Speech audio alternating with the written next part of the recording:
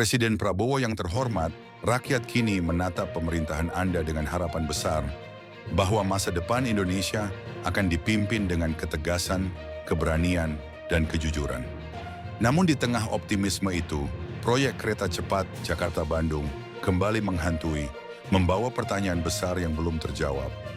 Apakah pemerintahan baru ini akan berani menyelesaikan masalah yang ditinggalkan pemerintahan sebelumnya? Atau justru memilih diam dan membiarkan rakyat menanggung bebannya? Fakta di lapangan menunjukkan, proyek yang semula digadang-gadang sebagai simbol kemajuan kini berubah menjadi simbol kerugian. Kereta cepat tidak memberikan dampak ekonomi yang dijanjikan. Pendapatan tidak sebanding dengan biaya, dan utang yang membengkak menjadi bom waktu yang siap meledak kapan saja.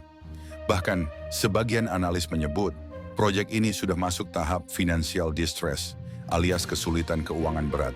Yang lebih mengkhawatirkan, PT Kereta Api Indonesia (KAI) kini berada di posisi sulit.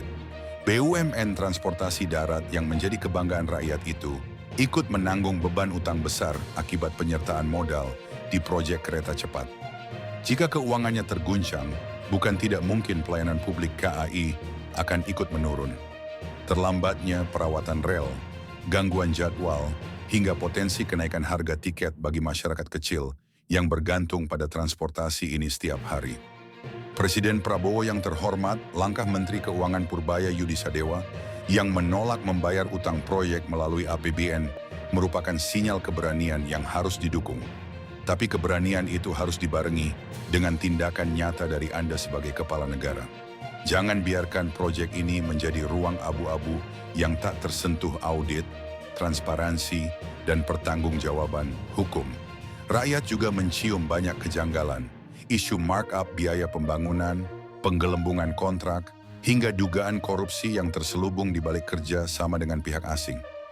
Jika isu-isu itu dibiarkan tanpa klarifikasi, bukan hanya keuangan negara yang rugi, tapi juga kredibilitas pemerintahan Anda yang baru saja berdiri. Kini muncul pula kabar bahwa utang proyek ini akan direstrukturisasi hingga 60 tahun ke depan. Itu artinya, utang ini bisa diwariskan sampai 2 generasi berikutnya. Sebuah keputusan yang sangat berat dan berpotensi menjerat ekonomi nasional dalam jangka panjang. Bahkan sebagian pengamat menilai, langkah ini bisa membuka peluang bagi pihak asing, terutama Cina, untuk memperkuat cengkeramannya di sektor strategis Indonesia. Inilah mengapa rakyat menunggu langkah konkret dari Presiden Prabowo. Apakah akan melanjutkan proyek ini dengan segala risikonya? Atau melakukan audit total dan meminta pertanggungjawaban pihak-pihak yang terlibat di dalamnya? Transparansi adalah satu-satunya jalan untuk mengembalikan kepercayaan publik. Presiden Prabowo yang terhormat, proyek ini bukan sekadar rel kereta dan infrastruktur. Ini adalah ujian bagi moral kepemimpinan, ujian untuk menunjukkan apakah pemerintahan baru benar-benar berpihak pada rakyat atau masih tunduk pada warisan politik lama.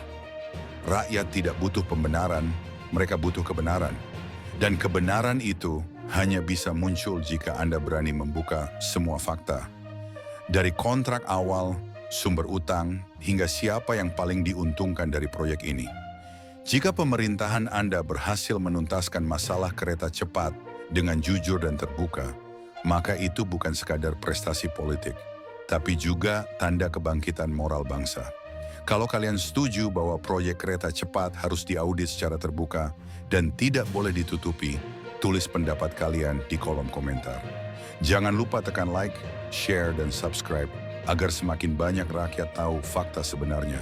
Dan bersama, kita terus mengawal janji perubahan di bawah pemerintahan baru ini.